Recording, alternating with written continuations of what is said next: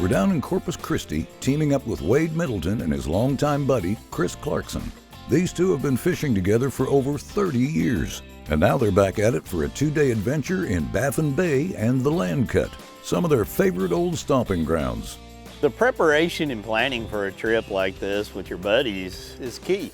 You look at everybody's schedule in today's world because we're all so busy, and Chris and I had these 2 days free. And then about 10 days out, we're looking at the wind and we're like, wow, it's gonna blow 20, and then it's gonna blow 30, and then it's gonna blow 40. But we haven't got a fish down on this, or me personally, he fishes down here all the time. I haven't fished this end of the bay system in so long that I really didn't care if the wind was gonna blow or not. I wanted to go. Hunting season was over, and Wade and I have been talking about coming down to the Texas coast for a long time, and I've been begging him to go, catch some trout and some redfish on the flats here, the lower Laguna Madre. And we decided to come down to Corpus Christi, Texas. Great opportunity. Wade and I grew up bass fishing, and probably 18, 20 years ago we came down here and we had a saltwater trip, and we caught them on popping corks and didn't know what we were doing and got stuck a lot and had a lot of good times. So it was really good to come back out and relive those moments, except we've gotten a little bit better at fishing. The equipment's gotten a lot better. Got to play with some Garmin stuff that I was just absolutely blown away with. Excited to use that in some of the stuff that I do tournament-wise. Baffin Bay is located in South Texas, with most boaters launching near Corpus Christi and heading south along the Intracoastal Waterway. This narrow bay, about 70 miles south of Corpus Christi, marks the boundary between the dry lower Texas coast and the more well-watered central Texas coast. It's a popular spot for fishing, especially for speckled trout and redfish.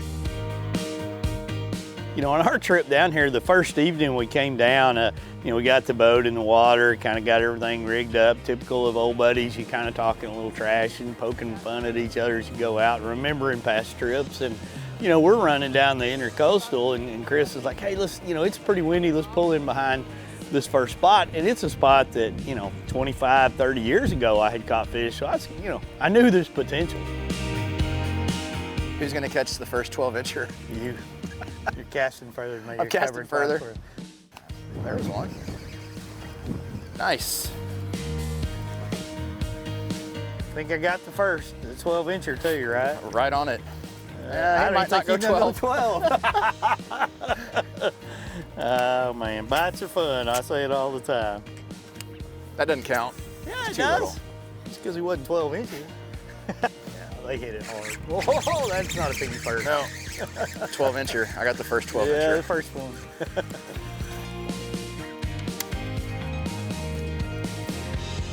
They're so pretty. Mine was bigger. You got the touch going now. I'm telling you, it's the color. Huh? The color. Well, then I need one of those. Yes. Because I hadn't had a bite in the last 10 minutes. And I don't care about catching little ones. I'm fine. So anything that wants to bite. They're not really eating, and I was hooked on the outside of the face. What color? I'm gonna catch 5 more before I let you have one. Let me see that sucker. We're always digging, thinking there's something better. So this trip we used a lot of soft plastics. We started off, with jig heads, 1/8 ounce, 1/4 ounce, just depending on the conditions. And with the conditions we have a lot of wind, as you can see. We had full moon, wind, dropping tide, extremely low tide. It's early March. That one hit it better. Better. A little bit better. Yeah. I'm good just sitting here watching. That one ate it. Yeah, all about the same. That's a keeper. Texas coast just gets better. Yep. So, when you're getting whooped that bad in fishing, unless you just like to get beaten fishing, and I don't, I like to catch fish. They're hitting a little bit better. I wouldn't know. And we're kind of at the closing in on really the end of our day, and I tied on a popping cork, which is one of my favorite ways to fish. I love to throw that popping cork out there. I mean, you throw it out, it's got that rhythmic action, you're popping it, making noise, and your little bait, your shrimp imitations are kind of popping around behind it, and it takes off. And sure enough, my cork goes under. And that's a red. He's going For around the sure. boat. That's cool. Isn't it amazing how, you caught a dozen trout back there. We let Gentry grab the rod because we were struggling so bad and caught a red, and now we got another. They're out here deeper. Same size or? No, look at the size of that trout. Oh, it's a big trout. That's a big trout. Let me get that net. Yeah, that's a big old trout right there. Good job. I'm thinking Good red. fish. That's like the biggest trout I've caught in a long time. That is a good one. I'm power pulling down. Yeah. Man, he Good smoked fish. that sucker. Dadgummit. Get both hands on him. There you go. Ah, I hate to hold him like that. Man, that's a good one. That's a beautiful fish.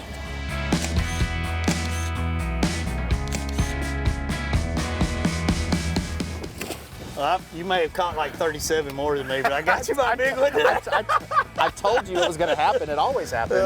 Yeah, here I am thinking I got a red. You're back there chilling out because you done caught 20, and Look at I'm my like, it's gotta phone. be a red. And I'm like, holy cow, did you see him when he come up? When it came up, I was like, oh man, that was a great fish. Wow, not many people have caught a fish like that. That's so a big one. That was a Good great, stuff. great fish. Thanks, sir. Thank you. Clarkson.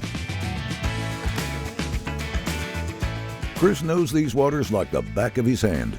He's a seasoned saltwater tournament angler with a ton of experience and some serious skills when it comes to putting fish in the boat. I grew up, bass fishing with Wade back in the day at, a ranch there in Hondo, Texas. And I loved to bass fish. Grew up fishing with my dad. My dad taught me everything I know about fishing. Learned a lot with Wade as I got older. Started coming down to the coast and kind of stepped away from the freshwater fishing. Freshwater fishing, you can go all day, fish 8 hours and get 5 bites. I can come down here in 5 minutes and get 5 bites. So the opportunity to catch more fish, whether it's your wife or your kids, the coast is just a great place to bring a beginner, and they're gonna have lots of opportunities to catch multiple species of fish. Full of bait. Yeah. Of course, we didn't use it on this trip, but live bait. Man, there's bait dealers all the way up and down this coast. You can buy shrimp and just absolutely have a blast with your wife and kids, just bombing a cork around like we did. And you're gonna get bit when you come down here. Just a great place to go fish. The best way to get a kid hooked on fishing is a popping cork and a shrimp. Best way to keep an 80-year-old man happy too. Yes. How many more years you got? I got 20, I got about 21 to I get was to that. making sure, so I know what to do in 20 years. Let me just sit in a chair down there and give me a shrimp, Chris. We kind of piddled around a little bit more after that, and now Chris has jumped back up out of his seat. Bam, my cork goes under again. He's still shaking his head. It's shaking its head. It's probably your trout. He's gonna break you off. We gotta see what he is. Another Trout. big trout. Another big one. This is a 4 or 5 pounder, 4 pounder. Dang, freaking giant. Good fish. Just letting it sit. Another good one right there. Great fish. Yeah. Cool, cool. Good job, Wade.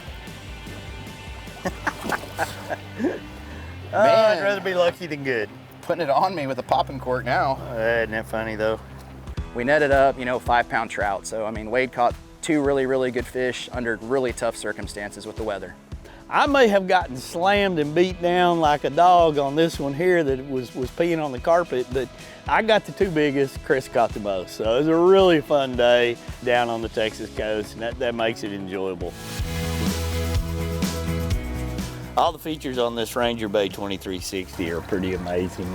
It's just how we've kind of rigged ours up so we can do a lot with it. Garmin spent a lot of time on our electronics, our trolling motor setups, all the different electronics and everything and how they communicate together. Yamaha's done the same thing when it comes to the helm and our motor in the back. From all the speakers that have been placed into it to be able to enjoy the ride, and we're going down to all the different lighting configurations that we've got on it to be able to navigate in a lot of different situations while we're out on the water. And really, when I look at this 2360 that Ranger has, that's one of my favorite things about it is its multi-purpose, multifunctionality that we've got in it. You start at the bow of this boat and you look at the electronics. We've got forward-facing sonar on there that we can use perspective. We can use it as forward, look long distances with it. It's got the Garmin's long-range forward-facing sonar. We've got a big beat-down mount we can raise up and down if we're crappie fishing and we want to get it a little taller, or if we're running really rough water, it's going to be super tough to handle everything. And our trolling motor is just built to withstand so many things. It's got, just little neat features on it to where when you anchor that trolling motor down, you can see how it locks into place, where if you're running in really rough water, it's going to be secured. And when you get out to where you're going, you can use the wireless foot pedal, you can hardwire it in. A lot of guys like to use the remote that it comes with. And then as you come further back on the deck of this 2360, you start to see a lot of other features in it. Lots of rod storage. You can put all the different rods into rod locker boxes, or you can use all the rocket launchers that we built into this boat for all the different rigging. You've got a multitude of bait wells front and back that you can use as a live well, or you can run bait around with it. As you go down into this console is really cool here on how it's all set up. You can actually put a little toilet down in there if you want to take the wives out and there's no place for them to go. They can go in there. We use it for a lot of storage, put a lot of extra gear, all of our camera gear. And then when you get back to the leaning post where I'm sitting, I mean, these captain's chairs, not that I'm a captain, but it feels like one when I'm driving this ship around. It's really designed for comfort, for long range rides, or just out tootling around with the family. Everything is set up here. You know, we've got twin Garmins there that are all touchscreen. We can run through all the different setups that we need, mapping. We've got radar on this to be able to run in conditions that may pop up while we're out at any time. And then all the buttons are at a fingertip right there when we need to change them to turn lights on and off, as you can see. Then as you get down into the beef of it, the smoothness of putting this boat in and out of gear to get that 300 Yamaha in place and moving is so easy. You know, like I said, as you go back, behind me you've got a giant bait well, then you get into the back end of the boat, twin power poles, and you got that big 300 Yami back there to push us however we need to. And that jack plate from Atlas TH Marine just helps us get around and cover a lot of water, skinny and deep, and the comfort of the ride when we're out on the water. Everything into this boat is just built to ensure a great experience. Whether you're catfishing, crappie fishing, bass fishing, just out for a ride with the family, or you're down on the coast really putting it through the paces of what it was designed for. To learn more about Ranger 2360 Bay, go to rangerboats.com or scan the QR code on the screen for the direct link. What an awesome afternoon it's been out on Baffin Bay. Chris was on fire, reeling in trout after trout. Even our photographer got in on the action. He landed his personal best redfish. And Wade, he topped it all off by catching the biggest trout of the day. Today's game plan had the crew running 50 miles south to the land cut to kick things off, then working their way back toward Baffin Bay. Well, you ready to go fishing? I'm ready. I'm always ready to go. All right, let's do it.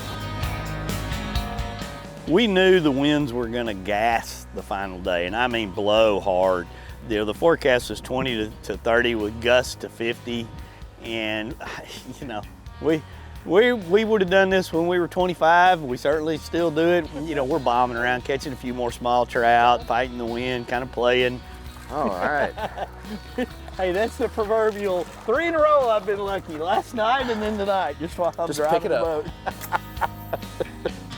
The land cut, also called the ditch, is a remote stretch of the Gulf Intercoastal Waterway, a 1,300-mile canal that connects St. Marks, Florida to Brownsville, Texas, and links some of the nation's busiest ports. This particular segment cuts through about 25 miles of what was once a massive mudflat known as the Saltillo Flat.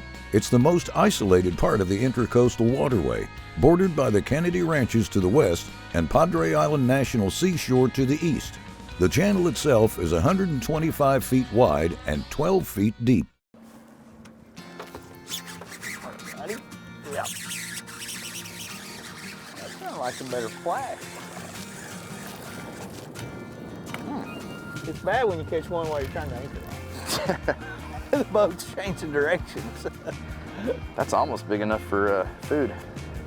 Oh, you know what? I don't even have a measure board in here, I bet. I've got it pretty good in the head. I would imagine a lot of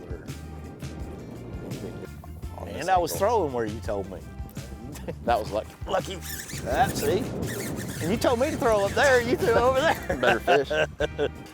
Could keep her red. It's a good one. Oh man, I lost my bait. You catch 7-pound trout and I catch 5.5-pound reds.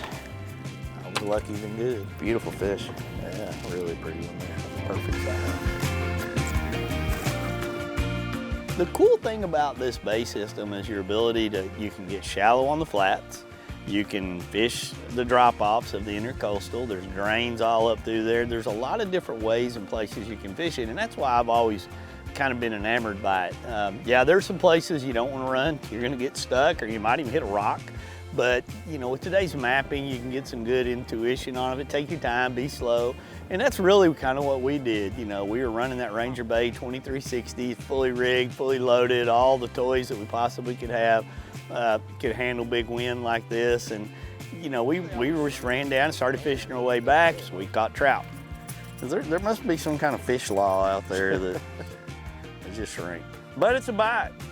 It's interesting when you run all this water on the Texas coast. I mean, there's fish everywhere. Everywhere. But it's like trying to find the ones that want to bite.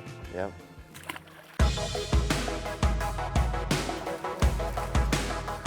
A lot like yesterday. I'll catch 20 and you'll catch giants. Oh, it's gone. You got another one. I was like, where'd it go? Did it come off?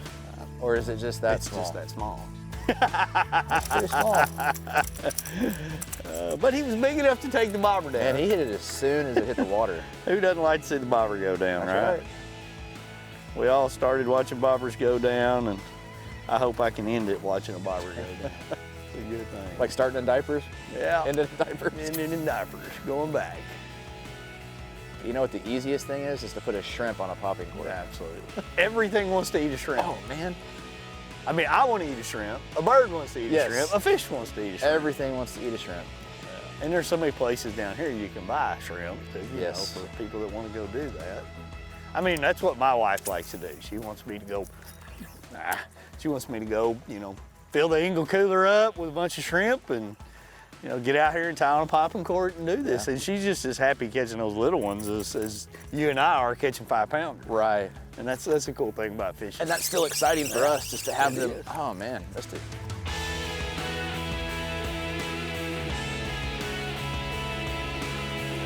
And Got him. yeah, a little bitty one. I'm surprised. A little Should be better. A little better one. Little better, not much. They shrink as you get closer every time. So, Yep. he looked like a 3-pounder. He did. Then he went to 2, and then he went to 1. Yep. But you know what? Every bite's good. Every bite counts. They all slime the same. That's right. They all got teeth the same. See that? Don't put your fingers in there. It will bite you. Arr, arr, arr. I don't think it's this one. He's running right at the boat. It's interesting. We got a 1.5 foot deeper and started catching fish, which I know you can catch them right on the bank like you do, but A little bit better. Not much. you got me by 1.5 inches on that one. That was generous. I was thinking an inch.